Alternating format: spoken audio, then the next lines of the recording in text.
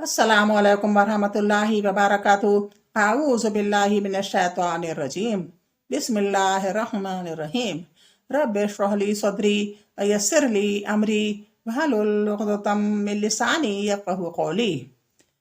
अल्लाह ताला तू मेरा सीना खोल दे, मेरे लिए मेरा काम आसान कर दे, मेरी जुबान की ग्रह खोल दे ताकि लोग मेरी बात समझ पाएं। अल्लाहुम्मा सल्लि अला मुहम्मद व अला आलि मुहम्मद। इस्लामी तारीख में आज ग़ज़वे खैबर का जिक्र है। बिस्मिल्लाहिर्रहमानिर्रहीम। खैबर मदीना से शिमाल की जानिब 100 मील की दूरी पर है। यहूदी मदीने से जलावतन होकर यहाँ मुसलमानों के खिलाफ साजिश करने लगे। उन्होंने मदीने पर हमले के लिए बनु ग़ितफ़ान और दूसरे कबाइल को मदीने की आधी पैदावार देने के लालच में अपने साथ मिला लिया था। जब रसूलुल्लाह सल्लल्लाहु अलैहि वसल्लम को इसकी इत्तला मिली तो आप सल्लल्लाहु अलैहि वसल्लम ने 7 हिजरी के शुरू में 1600 सहाबा को लेकर खैबर की तरफ रवाना हो गए और वो लोग तकरीबन 25,000 मौजूद थे। 3 रोज बाद एक ऐसे मैदान में पड़ाव डाला जो खैबर और ग़ितफ़ान के बीच में था। आप सल्लल्लाहु अलैहि वसल्लम ने किलों को फतेह करना शुरू कर दिया। कमूस नामी किले का सरदार अरब का मशहूर पहलवान मरहब था, जो हजार शहसवारों पर भारी समझा जाता था। 20 दिन जंग जारी रहने के बावजूद किला फतह नहीं हुआ तो आप सल्लल्लाहु अलैहि वसल्लम ने फरमाया, कल मैं झंडा ऐसे शख्स को दूंगा जिसको अल्लाह और इसके रसूल महबूब रखते हैं और जिसके हाथ पर फतेह होगी। दूसरे रोज आप सल्लल्लाहु अलैहि वसल्लम ने हजरत अली को झंडा दिया। जब हजरत अली रज़ी अल्लाह अन्हु लश्कर को लेकर किले के दरवाजे पर पहुंचे तो मरहब ने हजरत अली रज़ी अल्लाह अन्हु को देखकर लड़ने की दावत दी तो पहले ही वार में उन्होंने मरहब को कत्ल कर दिया।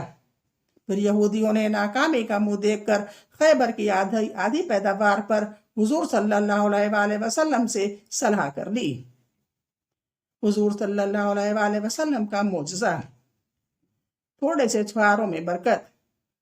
रसूलुल्लाह सल्लल्लाहु अलैहि वसल्लम ने हजरत उमर रज़ी अल्लाह अन्हु को हुक्म दिया कि कबीला मजीना के 400 सवारों को सफर में खाने के लिए कुछ सामान दे दो। हजरत उमर रज़ी अल्लाह अन्हु ने अर्ज किया, या रसूलल्लाह, मेरे पास कोई चीज ऐसी नहीं जो मैं इनको दे सकूं। आप सल्लल्लाहु अलैहि वसल्लम ने फरमाया, जाओ तो सही। हजरत उमर रज़ी अल्लाह अन्हु इन लोगों को अपने घर ले गए। घर पर थोड़े से छुआरे रखे हुए थे, वो इन लोगों के दरमियान तकसीम कर दिया। हजरत नामान बिन मुकर्रन रज़ी अल्लाह अन्हु फरमाते हैं, तकसीम के बाद भी छुआरे जितने थे इतने ही बाकी रहे, इनमें कमी नहीं हुई। बैक़ी फी दलाइल 2112। एक फर्ज के बारे में पर्दा करना। कुरान में अल्लाह ताला फरमाता है, ऐ औरतों, तुम अपने घरों में ठहरी रहा करो और दौरे जहालियत की तरह बेपर्दा मत फिरो। सूरह हिसाब 33 आयत। कायदा तमाम मुसलमान औरतों के लिए ज़रूरी है जब किसी सख्त ज़रूरत के तहत घर से निकलें तो अच्छी तरह पर्दे का एहतमाम करते हुए बाहर जाएं, क्योंकि पर्दा करना तमाम औरतों पर फर्ज है। एक सुन्नत के बारे में। रसूलुल्लाह सल्लल्लाहु अलैहि वसल्लम ने अपने चचा अब्बास रज़ी अल्लाह अन्हु से सलातुल तस्बीह की तालीम देते हुए ये सिखाया। रसूलुल्लाह सल्लल्लाहु अलैहि वसल्लम ने अपने चचा अब्बास रज़ी अल्लाह अन्हु को सलातुल तस्बीह की तालीम देते हुए ये दुआ सिखाई, सुब्हानल्लाहि वल्हम्दुलिल्लाहि वला इलाहा इल्लल्लाहु वल्लाहु अकबर। तर्जुमा, अल्लाह की ज़ात पाक है, तमाम तारीफें अल्लाह के लिए हैं और अल्लाह के अलावा कोई माबूद नहीं, अल्लाह बहुत बड़ा है। अबू दाऊद 1297। एक अहम अमल की फजीलत। अल्लाह के लिए आजिज़ी अख्तियार करना। रसूल अल्लाह सल्लल्लाहु अलैहि वसल्लम ने फरमाया, सदक़े से माल में कमी नहीं होती। अफू दरगुजर पर अल्लाह ताला बंदे की इज्जत में अजाफा फरमाता है और जो लोग अल्लाह ताला के लिए आजिज़ी अख्तियार करता है, अल्लाह ताला इसको बुलंद मुकाम अता करता है। मुस्लिम 6592। ایک گناہ کے بارے میں ذلیل ترین لوگ، قرآن میں اللہ تعالیٰ فرماتا ہے جو لوگ اللہ اور اس کے رسول کی مخالفت کرتے ہیں تو یہی لوگ اللہ کے نزدیک بڑے ذلیل لوگوں میں داخل ہیں۔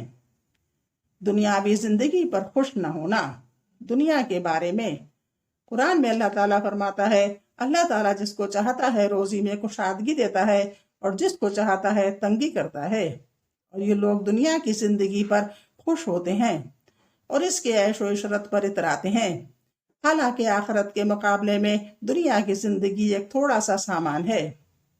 سورہ رعد 26 آیت۔ آخرت کے بارے میں اہل جنت کی صفیں، رسول اللہ صلی اللہ علیہ وسلم نے فرمایا اہل جنت کی 120 صفیں ہوں گی، اس میں 80 صفیں اس امت کی اور 40 باقی امتوں کی ہوں گی۔ ترندی 2546۔ طب نبوی سے علاج، بیماری سے متعلق اہم ہدایات، رسول اللہ صلی اللہ علیہ وسلم نے فرمایا جب تمہیں معلوم ہو کہ فلاں جگہ طاعون، پلیگ یا کوئی بھی ایسی بیماری جو چھوت چھات کی ہو تو وہاں مت جاؤ، اور جس جگہ پر تم رہ رہے ہو وہیں طاعون، پلیگ پھیل جائے یا کوئی بھی ایسی چھوت کی بیماری تو اس جگہ سے بلا ضرورت مت نکلو۔ بخاری 5728۔ نبی صلی اللہ علیہ وسلم کی نصیحت، رسول اللہ صلی اللہ علیہ وسلم نے فرمایا جب تم میں سے کسی کو ولیمے کی دعوت دی جائے تو اس میں حاضر ہونا چاہیے۔ بخاری 5173۔ آج یہ ذکر پورا ہوا اسلامی تاریخ کا۔ اب یہ سنیے مسائل۔ عقیقہ کسے کہتے ہیں؟ بچے کی پیدائش پر شکرانہ کے طور پر جو قربانی کی جاتی ہے اسے عقیقہ کہتے ہیں۔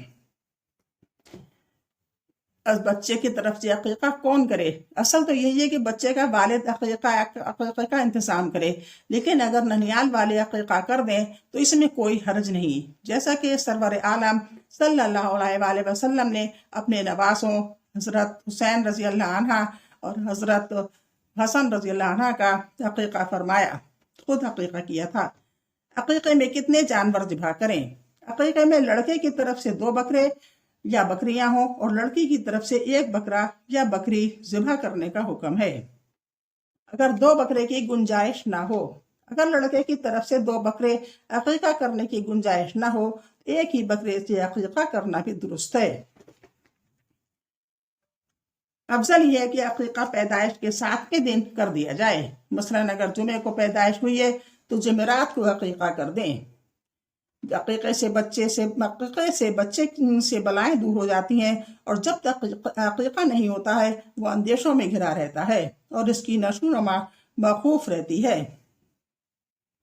مگر آج کل تو یہ ہے کہ بڑے بڑے دعوتیں ہوں گی، فنکشن کرے جائیں گے تب عقیقہ کیا جائے گا، بلکہ یہی ہونا چاہیے کہ فوراً عقیقہ کر کے جو بھی جانور کاٹا ہے اس غریبوں میں بانٹیں اور لوگوں کو بانٹ دیں، اپنے ملنے والوں میں بانٹ دیں یا ان کو چھوٹی موٹی دعوت اسی دن کر دیں، 7ویں دن یا 14ویں دن یا زیادہ سے زیادہ 21ویں دن عقیقہ کر دینا چاہیے۔ اللہ حافظ، السلام علیکم۔